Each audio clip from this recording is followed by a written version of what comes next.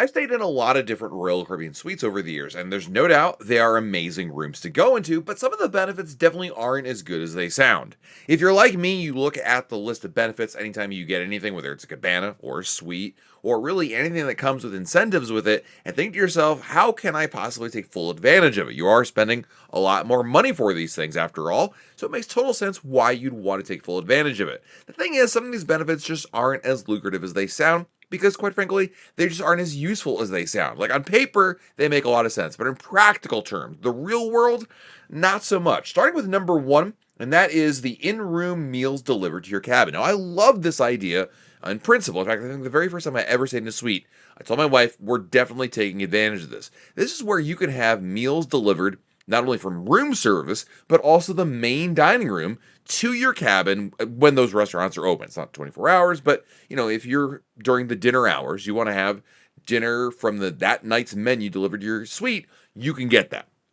It's a great idea, and it seems like a great idea, but in practical terms, I don't think you really are going to use it all that often because eating in your suite is kind of like, it's kind of the general problem I have with room service. First of all the food is served at once. So if you order appetizers, main courses, desserts, you're gonna get it all served at once. Second of all, it's a big mess. No one's cleaning up after you between courses or replenishing your napkins, filling up your water. These are little things that just generally I don't love about it. I think room service has a point and a place, and it's really good for like snacking. Or if you are going to have a meal, really a single course, like ordering an entree and a drink to go with it, because your room, even in big suites, there's not a lot of space for all the things that are there.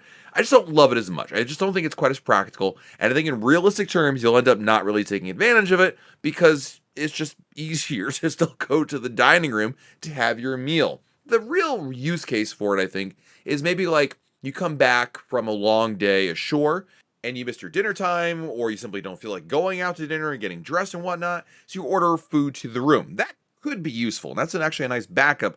But I got to tell you, that's like one of those things again where in theory that sounds great. In practice, I think I just end up at the Windjammer anyway because it just feels like it's just easier. That's even easier than waiting for food to be delivered. Never mind, there's another 45 minutes of prep time for it to be delivered. You kind of get where I'm going with this. Number two are the pillow menus. So when you stay in a suite, one of the things you'll notice in your cabin right on the bed is there is a menu of pillows to choose from. And this basically assumes that you're going to get, the choice of, plush pillows or firmer pillows and all these things. I'll tell you this much. I've tried them all. To me, they feel exactly all the same. Number two, I rarely ever remember to actually use this benefit. That's the bigger problem, is that I just find that more often than not, I just forget about it. Like I maybe think about it on day one because the thing is there. And then I never remember to actually ask my stay room attendant for the pillows that are there. So anyway, this is basically to say that this is an option that does exist. But once again, it's not as good as it sounds because you're probably not going to take advantage of it at all. Number three are the reserved seatings for meals in restaurants. So as a suite guest on older ships that don't have coastal kitchen, like Freedom of the Seas or Mariner of the Seas or Brilliance of the Seas, you're going to have access to usually a specialty restaurant for breakfast and or lunch. I think it's almost always breakfast. And the idea here is it's a reserved area, like, near the Windjammer or somewhere near there you can go to for a breakfast there. I like it in principle because you get basically, a reserved area. You don't have to compete for a table or whatnot. When you have a ship that has the Windjammer attached to one of these restaurants, like I was recently on, a Voyager class ship where the Giovanni's or the Jamie's is right next to the Windjammer. The good thing is it is, as advertised, reserved seating, so you don't have to compete for a table as much. The problem is you're about as far from the Windjammer buffet stations as humanly possible, while still being somewhat near them. And so it just makes it a little inconvenient. Now, if you're rolling into the Windjammer at 9:30 in the morning on a sea day, in which there are no tables available, listen, I would love that benefit. But again, it's just not that practical. I think more often than not, even at 9:30 a.m. on a sea day for breakfast, I can still usually find a table, and I'd much rather be closer to the stations. It's easier for my kids to figure out what they want and then find out, remember where we are. It's nice, but it's a benefit you're probably not going to end up using all that much. Let's talk about the Suite Lounge, as we're kind of on the topic of breakfast and coffee, because that is one of the great benefits. Don't get me wrong, I love the Suite Lounge. This is not making the list as being overrated. The thing that is overrated within the Suite Lounge is the coffee machine that's there. So there's a coffee machine in the Suite Lounge, also one also in the Crown Lounge, and maybe another lounge or two. It's this automated machine. Self-service is available 24 hours a day. It's good because it's 24 hours and it's complimentary. The problem is it's probably the worst cup of coffee you're going to find on a cruise ship. I mean, I'm not a huge fan of cruise ship coffee. I'll drink it because I have to and there's nothing else out there as an alternative. You can't go down the street and find a different coffee shop. The thing is, the machine makes just this gritty, burnt cup of coffee, and whether it's espresso or a latte, it really does not taste very good. I mean, number one, the machine is often broken, but let's assume it's working for a second. I think it's just a really bad cup of coffee. Like, I mean, it's better than nothing, but there have been times in which I've actually said, no, I'm going to skip coffee and go, I'll wait until I can get a better cup of coffee later. As an example, when we're in port, and I will actually sometimes skip coffee on the ship to get it in port. Now, granted, I may be a little irritated until I get there, and my family doesn't love that. But I will simply say that that coffee machine is pretty awful. It's included as part of a suite benefit, which is nice, but I will say that particular benefit is pretty awful. Next up is the VIP pool deck seating. Now, this depends on the ship. On the Voyager and Freedom class ships, it's particularly bad unless you are a sun worshiper. So on the Freedom and Voyager class ships, the reserved sun deck seating is kind of on this like stadium elevated seating where it kind of descends and ascends between deck 11 and 12. Now it's good because it's only available for suite guests and pinnacle guests, and it is as advertised just for them, which is great. Primo location, except there is 0% shade.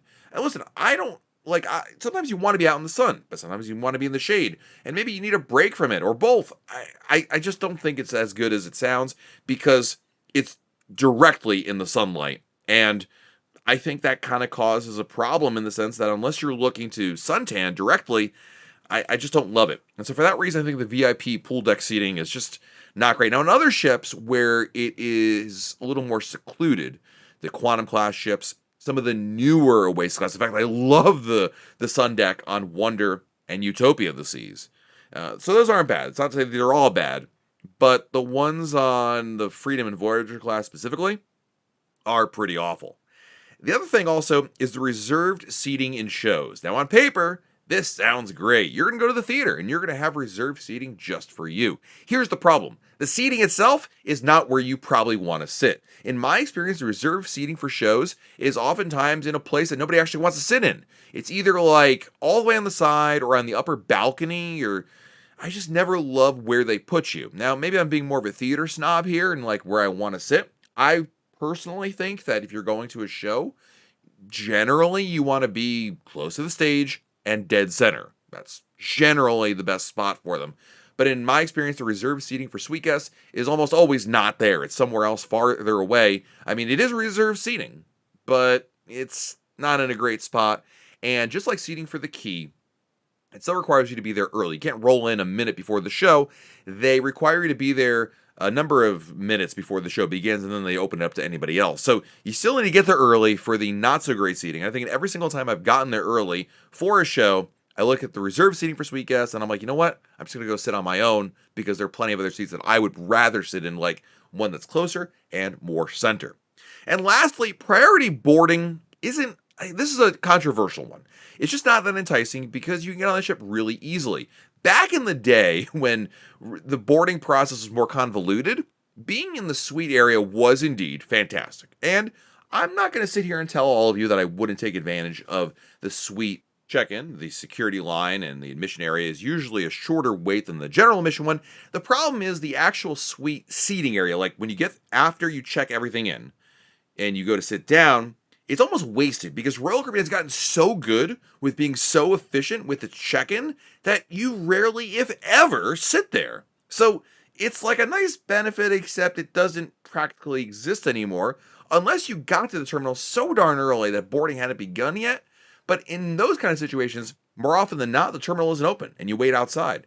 So in my experience, the priority boarding just doesn't make a lot of benefit, even when you go into a situation where, okay, they haven't started boarding the ship yet, and they're going to board suite guests first. Again, the Gen Pop, if you will be literally hot on their heels. I mean, we're talking about a difference between like 3 minutes. Now, sometimes I would prefer to be 3 minutes earlier on the ship than anybody else, but I'm simply saying that it's just not as good as a benefit as it sounds. And there you have it. A look at some of the sweet benefits that I just don't think are as good as they sound on paper. Again, not to say that they're bad or that you shouldn't take advantage of them, but when you're looking at them and you're looking at all the great things you get with the suite, these are the ones that might not be truly as useful as you might believe it. Let me know in the comments below if you think I'm dead wrong on any of these and what other suite benefits you think should be part of that. While you're down below our video, hit the like button, subscribe to our channel, and turn on notifications. That way, YouTube will bless you with a brand new video to share.